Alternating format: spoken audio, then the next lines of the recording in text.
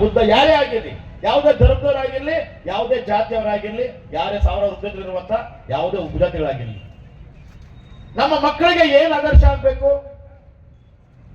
ಬೆಳಗ್ಗೆ ನ್ಯಾಯ.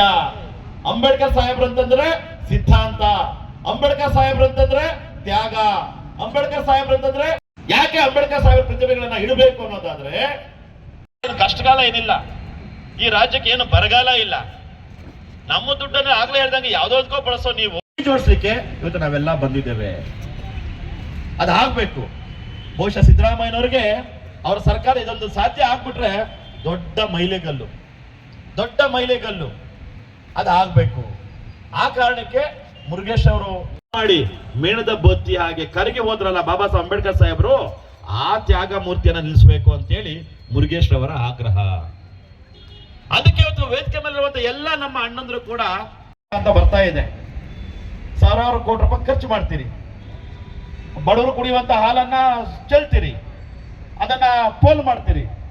ನೀವು ಏನಾದ್ರೂ ಒಂದು ನೀವು ಏನೋ ಶಾಶ್ವತವಾಗಿ ಉಳಿಬೇಕು ಅಂದ್ರೆ ಅಂಬೇಡ್ಕರ್ ಸಾಹೇಬ್ರ ಪ್ರತಿಮೆಗಳನ್ನ ಇಡಿ.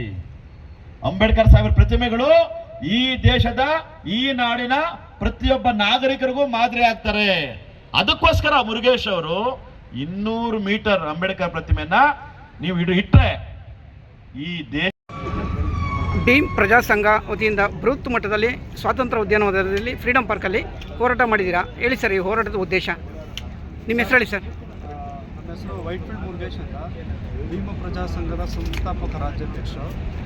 ಏನಿವತ್ತು ಸ್ವಾತಂತ್ರ್ಯ ಉದ್ಯಾನವನದಲ್ಲಿ ಒಂದು ಹೋರಾಟ ಮಾಡಿದ್ದೀರಲ್ಲ, ಉದ್ದೇಶ ಏನಪ್ಪ ಅಂದರೆ 200 ಮೀಟರ್ಗಳ ಬಾಬಾ ಸಾಹೇಬ್ ಅಂಬೇಡ್ಕರ್ ಅವರ ಪುತ್ಥಳಿ ಕರ್ನಾಟಕ ರಾಜ್ಯಕ್ಕೆ ಅನಿವಾರ್ಯ ಇದೆ ಅಂತೇಳಿ ಮಾನ್ಯ ನಮ್ಮ ನಾಡಿನ ಮುಖ್ಯಮಂತ್ರಿಗಳಾದಂಥ ಸಿದ್ದರಾಮಯ್ಯ ಸಾಹೇಬರಿಗೆ 2023 5ನೇ ತಿಂಗಳು 25ನೇ ತಾರೀಕು ಅವರಿಗೆ ಮನವಿ ಕೊಟ್ಟಿರ್ತೀವಿ ಸರ್, ನಮ್ಮ ರಾಜ್ಯಕ್ಕೆ ಬೇಕು ಅಂತೇಳಿ. ಮತ್ತು ಆ ಒಂದು ಮನವಿಗೆ ಮಾನ್ಯ ಸಿದ್ದರಾಮಯ್ಯ ಸಾಹೇಬರು ಸ್ಪಂದಿಸಿಲ್ಲ. ಮತ್ತು ಏನು ಚಳಿಗಾಲ ಅಧಿವೇಶನದಲ್ಲಿ ಖುದ್ದಾಗಿ ಬೆಳಗಾವಿನಲ್ಲಿ ನಾವು ಏನು ನಮ್ಮ ಭೀಮ ಸೈನಿಕರೊಂದಿಗೆ ಭೀಮ ಪ್ರಜಾ ಸಂಘದ ಒಂದು ಕಾರ್ಯಕರ್ತರ ಒಡನೆ ನಾವು ಹೋಗಿ ಮಾನ್ಯ ಸಮಾಜ ಕಲ್ಯಾಣ ಸಚಿವರು ಮತ್ತು ಗೃಹ ಮಂತ್ರಿಗಳಾದ ಪರಮೇಶ್ವರ್ ಸಾಹೇಬರು ಮತ್ತು DK ಶಿವಕುಮಾರ್ ಸಾಹೇಬರಿಗೆ ಎಲ್ಲ ಮನವಿಗಳು ಕೊಟ್ಟು ಅದಕ್ಕೂ ಸ್ಪಂದಿಸಿಲ್ಲ. ಹಾಗಾಗಿ ಆ ವಿಚಾರವಾಗಿ ನಾವು ಈ ಒಂದು ಸ್ವಾತಂತ್ರ್ಯ ಉದ್ಯಾನವನದಲ್ಲಿ ಒಂದು ಹೋರಾಟವನ್ನು ಹಮ್ಮಿಕೊಂಡಿದ್ದೀವಿ. ಮತ್ತು ನಾವು ಇವಾಗ ಇರ್ತಾ ಇರೋದು ಕರ್ನಾಟಕ ರಾಜ್ಯದಲ್ಲಿ ಸರ್. ಕರ್ನಾಟಕ ರಾಜ್ಯದಲ್ಲಿ ಇರುವಾಗ ಕನ್ನಡದಲ್ಲೇ ಇರಬೇಕು. ಹಾಗಾಗಿ ಕರ್ನಾಟಕ ಸರ್ಕಾರದ ಲಾಂಛನದಲ್ಲೇ ಅವರು ಒಂದು ತಾರತಮ್ಯ ತಂದಿದ್ದಾರೆ. ಇದರ ವಿಚಾರವಾಗಿ ಯಾರು ಧ್ವನಿ ಎತ್ತಿಲ್ಲ. ಇದನ್ನು ನಾವು ಪ್ರಶ್ನೆ ನಮ್ಮ ಸಂಘಟನೆಯಿಂದ ಪ್ರಶ್ನೆ ಮಾಡ್ತಾ ಇದ್ದೀರಿ. ಮತ್ತು ಕರ್ನಾಟಕ ಸರ್ಕಾರದ ಲಾಂಛನದಲ್ಲಿ ಸತ್ಯಮೇವ ಜಯತೆ ಎಂಬ ಹಿಂದಿ ವಾಕ್ಯದಲ್ಲಿರುತ್ತೆ, ಅದನ್ನು ಕನ್ನಡ ಪದಕ್ಕೆ ಬದಲಾವಣೆ ಆಗಬೇಕು ಅಂತೇಳಿ ಈ ಎರಡೂ ಬೇಡಿಕೆ ಇಟ್ಕೊಂಡು ನಾವು ಹೋರಾಟ ಮಾಡಿದ್ದೀವಿ. ಮತ್ತು ಏನು ಬಾಬಾ ಸಾಹೇಬ್ ಅಂಬೇಡ್ಕರ್ ಪುತ್ಥಳಿ ನಿರ್ಮಾಣ ಆಗುವ ಸ್ಥಳದಲ್ಲಿ IAS IPS ತರಬೇತಿ ಕೇಂದ್ರ ಉಚಿತವಾಗಿ ತೆರೀಬೇಕು. ಮತ್ತು ಯಾಕಂದರೆ ಇವತ್ತು ಬಾಬಾ ಸಾಹೇಬ್ ಅಂಬೇಡ್ಕರ್ ಅವರು ಹೇಳಿರ್ತಾರೆ, ನನ್ನ ಪ್ರತಿಮೆಗಳಲ್ಲಿ ನೋಡಬೇಡ್ರಿ, ಪುತ್ಥಳಿಯಲ್ಲಿ ನೋಡ್ರಿ ಅಂತ. ಈ ಪ್ರತಿಮೆ ನಮಗೆ ಏನಕ್ಕೆ ಬೇಕಂದರೆ, ಇವತ್ತು ಯಾರೋ ಒಬ್ಬ ಗೃಹ ಮಂತ್ರಿ ಅವಿವೇಕಿ ಏನು ಹೇಳ್ತಾನೆ, ಅಂಬೇಡ್ಕರ್ ಅಂತ ಹೇಳೋ ಬದಲು ದೇವರ ಹೆಸರು ಹೇಳಿದ್ರೆ ಸ್ವರ್ಗ ಸಿಗ್ತದೆ. ಹಾಗಾದರೆ ನಮ್ಮನ್ನು ಅಮಿತ್ ಶಾ ಅವರು ಬಂದು ನಮ್ಮನ್ನು ಸಾಯಿರಿ ಅಂತ ನೇರವಾಗಿ ಹೇಳ್ತಲ್ಲ, ಹಿಂದೆಯಿಂದ ಹೇಳ್ತಾವ್ರೆ ನೀವು ಸತ್ತೋದ್ಮೇಲೆ ಎಲ್ರಿ ಸ್ವರ್ಗ ಎಲ್ಲಿದೆ? ಇಲ್ಲಿ ನಮಗೆ ಸ್ವರ್ಗ ಕೊಟ್ಟಿರೋದು ಬಾಬಾ ಸಾಹೇಬ್ ಅಂಬೇಡ್ಕರ್. ಹಾಗಾಗಿ ಆ ಪುತ್ಥಳಿ ಬೇಕು. ಮತ್ತು ಈ ಪುತ್ಥಳಿಗೆ ಏನು ಸರ್ಕಾರದವರು ನಮಗೆ ಇದು ಪರಿಗಣಿಸಿಲ್ಲ ಅಂದರೆ ಮುಂದಿನ ದಿನ ಸಾಮ್ರಾಟ್ ಅಶೋಕ್ ಅವರು ಕೊನೆಗಳಿಗೆ ಏನು ಬೀದರಲ್ಲಿ ಕಳೆದಂಥ ಜಾಗ, ಆ ಜಾಗದಿಂದ ಫ್ರೀಡಮ್ ಪಾರ್ಕ್ವರೆಗೂ ಕಾಲ್ನಡಿಗೆ ಜಾತ ನಾವು ಇಟ್ಕೊಂಡಿದ್ದೀವಿ ಸರ್. ನಾವು ಯಾವುದೇ ಕಾರಣಕ್ಕೂ ಈ ಪುತ್ಥಳಿ ಆಗುವವರೆಗೂ ನಮ್ಮ ಹೋರಾಟ ನಿರಂತರವಾಗಿ ನಡೀತಾನೆ ಇರ್ತದೆ. ಜೈ ಭೀಮ್ ಸರ್. ಮತ್ತೊಂದು ತಾವು ಗಮನಿಸ್ಕೊಂಡು ಬರ್ತಾ ಇದ್ದೀರಾ, ಅಮಿತ್ ಶಾ ಅವರು ಒಂದು ಕಡೆ ಏನು ಹೇಳ್ತಾರೆ, ಬಾಬಾ ಸಾಹೇಬ್ ಅಂಬೇಡ್ಕರ್ ಅವ್ರ ಮೇಲಿರೋ ಪ್ರೀತಿ ವಿಶ್ವಾಸ, ಅವ್ರ ಮೇಲಿರೋ ಗೌರವದಿಂದ ನಾನು ಈ ಥರ ಮಾತಾಡಿದ್ದೀನಿ ಹೊರತು ಬೇರೆ ರೀತಿ ಮಾತಾಡಿಲ್ಲ ಅಂತ ಒಂದು ಹೇಳಿಕೆ ಕೊಡ್ತಾರೆ. ಅದ್ರ ಬಗ್ಗೆ ತಾವೇನು ಹೇಳಕ್ಕೆ ಇಷ್ಟಪಡ್ತೀರಾ ಸರ್? ಇದ್ದಿದ್ರೆ ಸರ್ ಇವತ್ತು ಮತ್ತೆ ಏನು ಸರ್, ದೇವ್ರ ಹೆಸರು ಅವ್ರು ಏನು ಕೇಳಬೇಕು? ಬಾಬಾ ಸಾಹೇಬ್ ಅಂಬೇಡ್ಕರ್ ಅವ್ರ ಹೆಸರು ಹೇಳಿದ್ರೆ ಫ್ಯಾಷನ್ ಆಗಿಬಿಟ್ಟಿದೆ.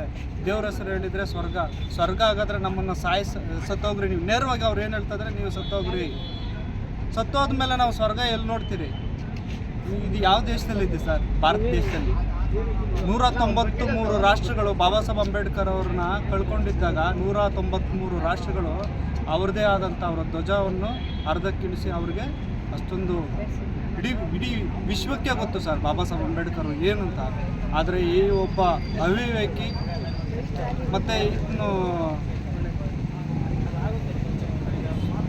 ತಾವು ಗಮನಿಸ್ಕೊಂಡು ಬರ್ತಾ ಇದ್ದೀರಾ, ಇದೇ ಒಂದು ಸ್ವಾತಂತ್ರ್ಯ ಉದ್ಯಾನವನದಲ್ಲಿ ಒಬ್ಬರು ಮಠದ ಸ್ವಾಮೀಜಿಗಳು ಒಂದು ಮೀಸಲಾತಿಗಾಗಿ 10 ರಿಂದ 12 ತಿಂಗಳು ಹೋರಾಟ ಮಾಡಿದ್ರು.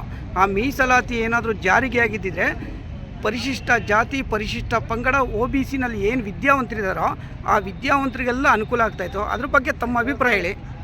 ಅದು ಮೀಸಲಾತಿ ಜಾರಿಗೆ ಆಗಲೇ ಇಲ್ಲ. 75 ವರ್ಷದಿಂದ ಹೋರಾಟ ಮಾಡ್ತಾನೇ ಇದ್ದಾರೆ, ಇನ್ನೂ ಸಕ್ಸಸ್ ಆಗಿಲ್ಲ. ಅದ್ರ ಬಗ್ಗೆ ಹೇಳಿ. ನಾವು ಆ ಹೋರಾಟಕ್ಕೆ ಬೆಂಬಲ ಕೊಡ್ತೀವಿ ಸರ್, ಆಗಬೇಕು. ಮತ್ತು ಬಾಬಾ ಸಾಹೇಬ್ ಅಂಬೇಡ್ಕರ್ ಅವರ ಸಂವಿಧಾನದ ಅಡಿಯಲ್ಲಿ ನಾವು ಎಲ್ಲ ಹೋರಾಟಗಾರರು ಎಲ್ಲರೂ ಹೋರಾಟ ಮಾಡ್ತಾರೋ, ನಮ್ಗೆ ಹಕ್ಕು ಕೊಟ್ಟಿರೋದು ಬಾಬಾ ಸಾಹೇಬ್ ಅಂಬೇಡ್ಕರ್ ಅವರ ಮೀಸಲಾತಿ. ಅವರವರ ಹಕ್ಕಲ್ಲಿ ಅವ್ರು ಕೇಳ್ತಾ ಇರೋದ್ರಲ್ಲಿ ತಪ್ಪಿಲ್ಲ ಸರ್. ಅದಕ್ಕೆ ನಾವು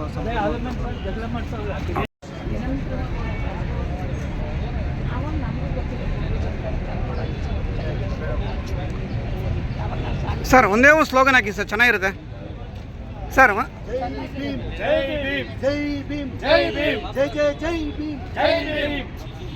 ಸರ್ ಹಾಕಿ, ಇನ್ನೊಂದು ಹಾಕಿ ವೆಂಕಟೇಶಣ್ಣ. ಬಾಬಾ ಸಾಹೇಬ್ ಅಂಬೇಡ್ಕರ್ ಅವರಿಗೆ, ಸಂವಿಧಾನ ಶಿಲ್ಪಿ ಅಂಬೇಡ್ಕರ್ ಅವರಿಗೆ, ವಿಶ್ವ ಮಾನವ ಅಂಬೇಡ್ಕರ್ ಅವರಿಗೆ, ವಿಶ್ವಜ್ಞಾನಿ ಅಂಬೇಡ್ಕರ್ ಅವರಿಗೆ.